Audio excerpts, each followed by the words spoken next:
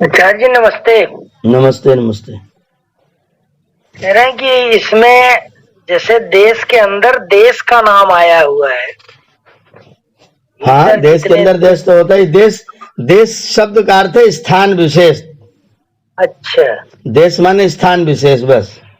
देश के अंदर देश मतलब देश और प्रदेश को बांट दिया गया है, जिसको प्रदेश का दिया गया है। अब हम लोग प्रदेश बोल रहे हैं, लेकिन देश का मतलब होता है स्थान विशेष जी। और एक इक्ष्वाकु वंश का जो ये आया है जी। जरा सा इसके बारे में बता दीजिए। राजाओं के राज व्यवस्था को संचालित करने में इक्ष्वाकु से पहले कोई राजा राज व्यवस्था नहीं करनी पड़ती थी। ऐसा सिस्टम था, लोग अनुशासन में होते थे तो कोई राजतंत्र खड़ा नहीं करना पड़ता था।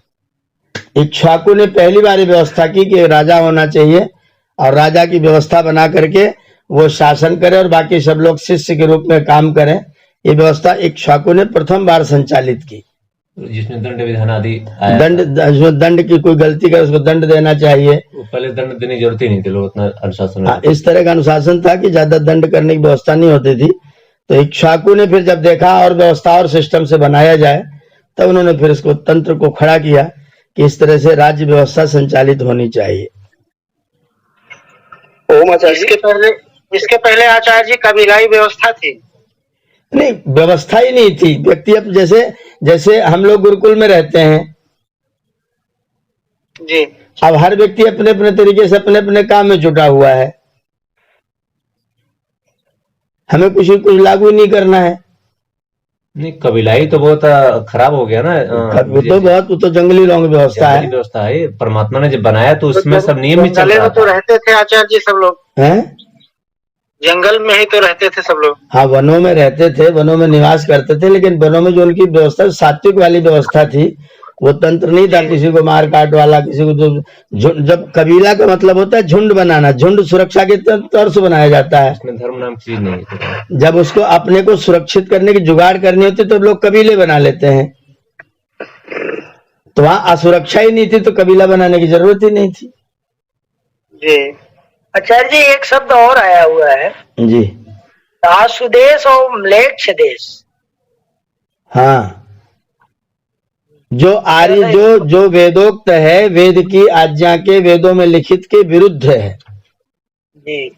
उस विरुद्ध आचरण को संस्कृत भाषा में धातु है म्लेच्छ अव्यक्ते शब्द है। जो म्लेच्छ अव्यक्ते शब्द है, तो स्वामी जी तो संस्कृत से हिंदी बना रहे थे। तो जहां म्लेच्छ देश का हुआ, इसका मतलब जो आर्यों की सभ्यता के, आर्यों की संस्कृति के विरुद्ध आचरण करने वाले हैं। अच्छा, ये मुसलमानों से संबंध नहीं है ना? शुद्ध रूप से ये तो वही है। ये तो वही है। उसमें ईसाइयों को भी कहते हैं। हाँ, उस पूरा सब म्लेच्छ देश जी। जैसे ईसाइयत में और इस्लाम में बहुत ज्यादा। इस हिसाब से देखा जाए तो जीवों के रूप में सबसे पहले मनुष्य पैदा हुआ है क्या? सब प्राणी पहले गवादी पशु पक्षी सब आ चुके, उसके बाद सबसे अंतिम रचना मनुष्य है। तो आचार्य जी अगर ये देखा जाए तो फिर तो पक्षपात हो जाएगा ना? क्यों? किसी को पशु बना देना या किसी को पशु बना देना, ये तो अभी इसका उत्तर स्वामी जी ने दिया है कि जिसके जिसके जैसे जैसे कर्म थे, अपने कर्मानुसार, ये किन्हीं को सिंह आदि क्रूर जन्म, किन्हीं को हिरण गाय पशु आदि वृक्षादि क्यों बनाया? तो ऋषि लिख रहे क्योंकि उन जीवों के पूर्व सृष्टि में किए हुए कर्मानुसार व्यवस्था की हुई है। जो कर्म के बिना जन्म देता तो पक्षपात आता है। जब प्रथम बार आ रहे हैं तो फिर उनका कर्म कहाँ हुआ? अभी तो कर्म करने के लिए जो उत्पन्न किए जा रहे हैं। इसका मतलब आपने पूरा सुना नहीं, मैं पढ़ रहा हूँ। सृष्टि शब्द आया है। सृष्टि प्रथम बार कभी हुई ही नहीं जब मना कर दिया गया। प्रवाह से अनादि सृष्टि है ये, प्रथम बार कोई नहीं आया है। ये अनादि से, प्रवाह से अनादि तंत्र चल रहा है, इसका कोई शुरुआत नहीं है। आचार्य जी फिर द्रविड़ कौन है? यानी इससे पहले कर्म पहले हुआ है कहीं? हाँ, बिल्कुल बिल्कुल बिल्कुल, कर्मानुसार ही व्यक्ति को, प्राणियों को जन्म मिला है। आचार्य जी द्रविड़ कहाँ से आ गए फिर? पहले हमारा और है अपने जो द्रविड़ शब्द की सिद्धि करिए बहन जी। आचार्य जी पहले पूरा हो गया।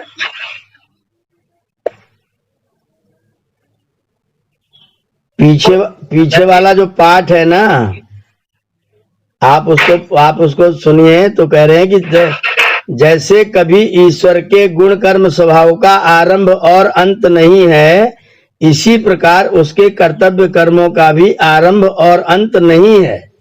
ऐसे ही जीवों के कर्मों का भी आरंभ और अंत नहीं है। ना तो उसका आरंभ है ना तो उसका अंत है। वो प्रवाह से चल रहा है, निरंतर चलने वाला है।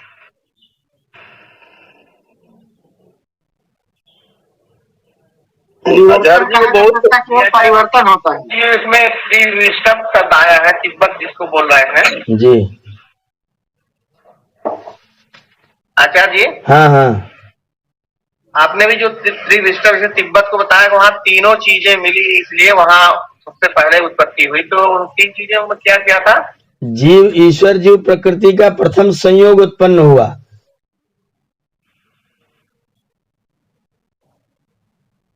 अच्छा, तीनों चीजें वहीं पहली बार मिली। अब तीनों चीजें वहां पहली बार प्रकट दिखाई पड़ी लोगों को। ईश्वर की रचना साक्षात वहां दृष्टिगोचर हुई, इसलिए उसका नाम त्रिविष्टप है। त्रीणि विसन्ति यत्र। नमस्ते आचार्य जी। जी नमस्ते, नमस्ते भानु जी, नमस्ते। आचार्य जी, एक लाइन थोड़ा समझना है, जहाँ से स्टार्टिंग हम लोगों ने शुरू किया था जी। इसमें है स्वप्न सुषुप्ति अवस्था के भोगने के लिए स्थान विशेषों का निर्माण। जी, ये समझना है आचार्य जी थोड़ा सा। जैसे जैसे वृक्ष हैं, वो पूरी तरह से सुषुप्ति अवस्था में हैं। तो वो जहां जहां अपने अपने रह करके अपना फल भोगेंगे, उस स्थान विशेष का निर्माण जी। और जहां पर स्वप्न देखने वाले हम लोग प्राणी जो हैं, मनुष्य आदि, पता नहीं गाय आदि स्वप्न देखती होंगी कि नहीं देखती होंगी, भगवान जाने, कहीं लिखा नहीं मिला अभी तक। लेकिन हम लोग जैसे मनुष्य हैं, स्वप्न देखने वाले हैं, तो उनका स्थान विशेष अलग है, वृक्ष आदि का स्थान विशेष अलग है। तो जहां जिन जिन शरीरों में रह करके जीव अपने सुषुप्ति अथवा स्वप्न आदि अवस्थाओं को भोगेगा, उन स्थानों अर्थात उन तरह के शरीरों का निर्माण परमात्मा ने किया। जी। ओम आचार्य जी। आचार्य जी, पहला मेरा प्रश्न था कि आपने आज सरस्वती नदी के बारे में बताया। जी। इसकी क्या महत्ता है और क्या इसका उद्गम वास्तविक है? देखिए, नदी की महत्ता तो जो सबकी है वही सरस्वती की भी है, कोई अलग से किसी की विशेष महत्ता नहीं होती है। जी। थोड़ी महत्ता जैसे गंगा जी की है, तो गंगा जी बर्फ में से निकल रही है, तमाम औषधियों की जड़ी बूटियों से ले होती हुई आ रही हैं, ये उनकी विशेषता है। पानी उसमें विशेष हो जाता है क्योंकि वहां से निकल रही है। जी। ऐसी तो सर आचार्य जी, दिखती नहीं है ना सरस्वती माता? तो सरस्वती कभी दिखती थी, अब लुप्त हो गई। जैसे अभी अपनी नदियां सब लुप्त हो जा रही धीरे धीरे। तमाम नदियां हमारे सामने देखते थे कि सूख रही हैं, पतली हो रही हैं, कमजोर हो रही हैं। जी। ये सई नदी है, काली नदी है, सब इनका नाम शेष रह रहा, सब सूख करके सब लोग खेती कर ले रहे हैं। जी जी। ऐसे ही कभी राजस्थान में सरस्वती नदी पूरी वेग के साथ बहा करती थी। जी। ये जो राजस्थान का रेगिस्तान है, जैसलमेर वाला एरिया है जी, ये सरस्वती नदी के प्रवाह से कभी पूरी तरह से हरा भरा था। जी। सरस्वती सूखी है तो उसका रेत है, वो बालू है वहां पर। अब सरस्वती लुप्त हो गई है। अभी सरस्वती इस समय वर्तमान में कहीं पर भी नहीं है। जी। तो नदी इतिहास में पहले कभी रही है, लेकिन वर्तमान में अब उसकी उपलब्धि नहीं है। अच्छा जी, दूसरा प्रश्न क्या था? एक मानते हैं भूमिगत सरस्वती नदी है, क्या अंदर भी हमें लगता है पानी का प्रवाह होता रहता है? नहीं, अंदर तो प्रवाह है, इसमें तो कोई दो राय है ही नहीं। लेकिन नदी संज्ञा तो तब होती है ना जब बाहर दिखाई पड़ती है। अंदर बहने वाले पानी की नदी संज्ञा नहीं है। जी जी। इसलिए कोई कहता है कि वो लुप्त है, वो अंदर अंदर जमीन में बह रही है, ये सब ये कहानी है खाली। जी आचार्य। हर आचार्य जी, नदी। दूसरा प्रश्न मेरा ये था हाँ जी। कि आपने विदेशी शासन को बेहतर नहीं माना है, ऐसा वेदों के अनुसार भी ऋषि भी लिख रहे हैं, ऋषिवर लिख रहे हैं। हाँ जी। तो मैं ये जानना चाह रहा हूँ कि आचार्य चाणक्य, जिन्हें कौटिल्य कहा जाता था, जी। उन्होंने चंद्रगुप्त का विवाह जो विदेशी शासक की पुत्री से कराया, क्या ये विषय इतिहास के हिसाब से पहली बात सही है? इस शर्त के साथ विवाह कराया था कि तुम्हारा पुत्र शासक कभी नहीं बनेगा। जी। विवाह कराया था, जी जी। लेकिन वहां शर्त रखी गई थी, और ये संधि की शर्त थी। वो तो झंडा झुका दिया था ना उसने। जी। तो उसने पुरु ने जब झंडा झुका दिया था, तब वहां पर ये तय हुआ था कि अगर तुम्हारी लड़की, हमें उन्होंने कहा था हम अपनी कन्या आपको दान करके संबंध बनाना चाहते हैं। जी। तो उन्होंने कहा कन्यादान तो हम ले लेंगे, लेकिन उसका पुत्र हमारे यहाँ का राजा कभी नहीं होगा। इस आचार्य जी, क्या ये उचित था? एकदम महाउचित था, महाउचित। उसके वंश परंपरा को आगे बढ़ाना वो भविष्य में तो समस्या खड़ी ही करता। दूरगामी दृष्टि से देखा जाए कितना उचित था। नहीं, राजनीतिक दृष्टि से तो ठीक थी बात। तो राजा, तो आचार्य चाणक्य वहां पर वो धर्म की चर्चा नहीं कर रहे थे, वो रणनीति की ही चर्चा कर रहे थे। वो रणनीति का ही विषय था कि विदेशी व्यक्ति को राजा नहीं बनाना है जी। वंश परंपरा बढ़ाइए, आपकी इच्छा आप दान करते ठीक है, विवाह करिए, लेकिन आपका बेटा राजा नहीं बनेगा जी, क्योंकि वो मूल नहीं है। इसलिए सत्याग्रह प्रकाश क्षत्रिय सोल्लास से पढ़ा था मौलान, सबसे पहली शर्त थी मौलान। जी जी, जी। मूल व्यक्ति होना चाहिए, उसी को राजा बनाया जाएगा, अमूल को राजा नहीं बनाएंगे जी। तो ये इसके कारण चाणक्य ने शर्त रख करके विवाह किया था। जी सर जी, एक प्रश्न है, ये जो हमारे अनाजों में जीव पैदा हो जाते हैं, ये मैथुनी है कि अमैथुनी? अमैथुनी है। अमैथुनी है। इनका नाम है स्वेदज, गंदगी से पैदा होने वाले।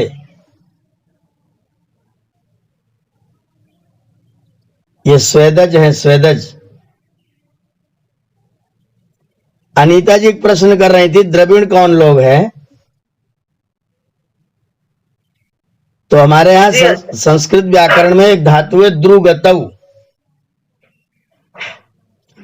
तो जो लोग धन के लिए, पद के लिए, प्रतिष्ठा के लिए, अपने को चौधरी बनाने के लिए आगे आगे दौड़ लगाते रहते हैं, उनका नाम है द्रविड़।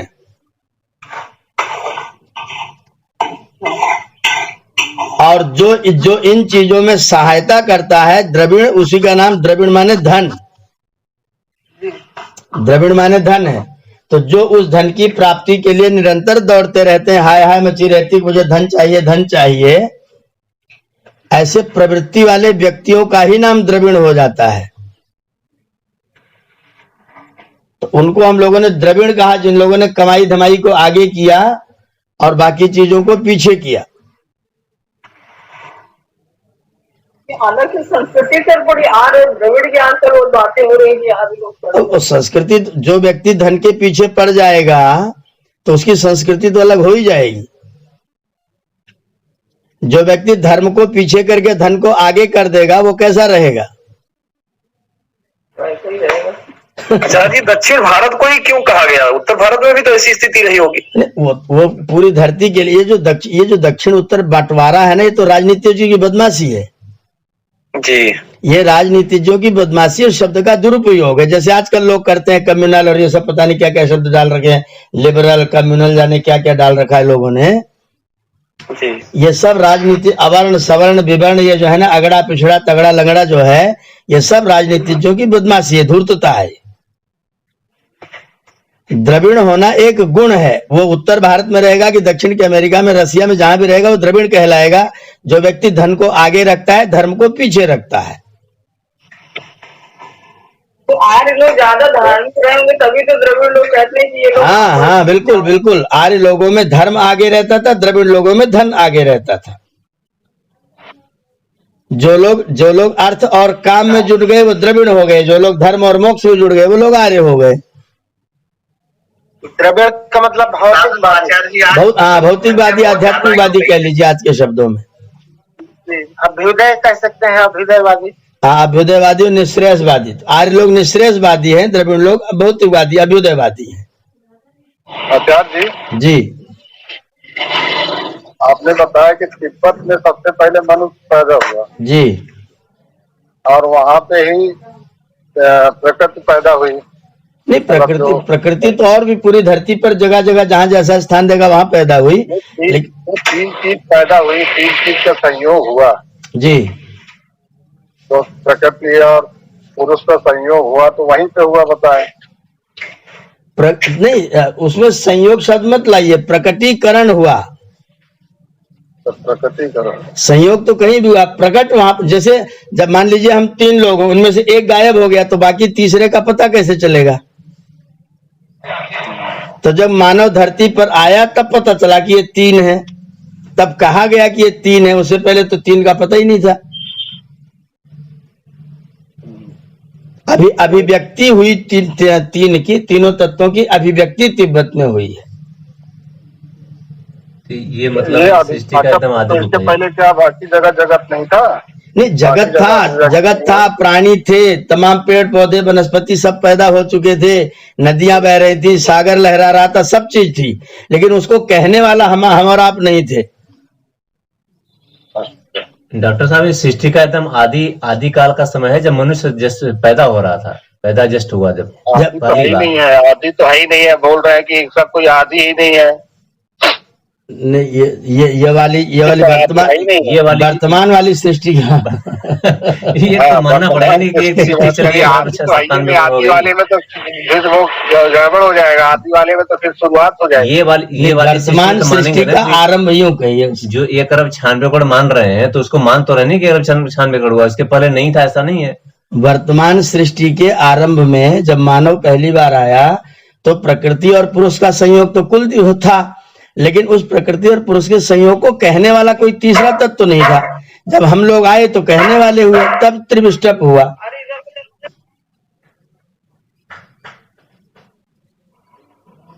आचार्य जी ओम। जी, आचार्य जी ओम। एक राज रतन जी बोलिए। राज रतन जी, फिर तनु जी। हाँ, आर्यावर्त की जो सीमा है बताई गई है जी, उत्तर में हिमालय, पूरब में जो है हिंद महासागर, पश्चिम में अरब सागर और दक्षिण में विंध्याचल जी। तो विंध्याचल के और दक्षिण में तब आर्यावर्त नहीं था। विंध्याचल माने आप वही मैहर समझ रहे होंगे। हाँ, मध्य प्रदेश है, समझ रहे हैं। ये भ्रम मत करिए, विंध्याचल रामेश्वरम तक है। अच्छा, अचल माने पर्वत, वो विंध्य पर्वत जो है यहाँ से शुरू होकर के रामेश्वरम तक है उसकी सीमा। पूरी श्रृंखला लगी हुई है। आचार्य जी, तनु जी बोलिए। आचार्य जी, प्राकृत भाषा संस्कृत को ही कहते हैं ना जी। तो इसमें कल के प्रकरण में आया था, जो संस्कृत से बिगड़ी हुई भाषा है, जैसे बौद्ध वाली पाली है, प्राकृत है, अभी ये तेलुगु है, तमिल है, सब प्राकृत में आती हैं। अच्छा, जो अपभ्रंश हो गए उससे बोलेंगे। हाँ जी जी जी, जो अपभ्रंश हो गए प्राकृत है, जो शुद्ध है सामान्य वो संस्कृत है। जी आचार्य जी, संस्कृत कभी कहीं पे बोलचाल की भाषा रही है? आज भी है भैया जी, पहले थी। अभी आज आप एक भोज प्रबंध किताब है, भोज प्रबंध, जी जो विक्रमादित्य के बड़े भाई थे। जी, विक्रमादित्य माने ईसा से कुछ समय पहला, तो मतलब आज से लगभग 2100 साल पहले भोज के दरबार में, भोज के पूरे राज्य में यह आदेश था कि जिस व्यक्ति को संस्कृत में कविता बनाना नहीं आता वो मेरे राज्य में नहीं रहेगा। बोलचाल की भाषा तो छोड़िए, जो चलते फिरते कविता बना के संस्कृत में नहीं बोल सकता वो मेरे राज्य में नहीं रहेगा। वहां कहानी आती है, मगध के 2 पंडित राजा भोज के यहाँ आए और उन्होंने कहा कि महाराज हम आपके राज्य में रहना चाहते हैं। तो भोज ने अपने सैनिकों से कहा कि जाओ और जिस व्यक्ति को संस्कृत में कविता करना ना आता हो उसको मेरे राज्य से निकाल दो, इनको वहां घर दे दो। तो सैनिक पूरे दिन उनके राज्य में ढूंढते रहे, घूमते रहे, कोई मिला ही नहीं। शाम को वो लोग एक जुलाहे को पकड़ के ले आए, कपड़ा बुनने वाला जुलाहा, उसको ले आए। तो उससे कहा तुम मेरा राज्य छोड़ दो, तुम्हारे घर में पंडित जी लोग रहेंगे।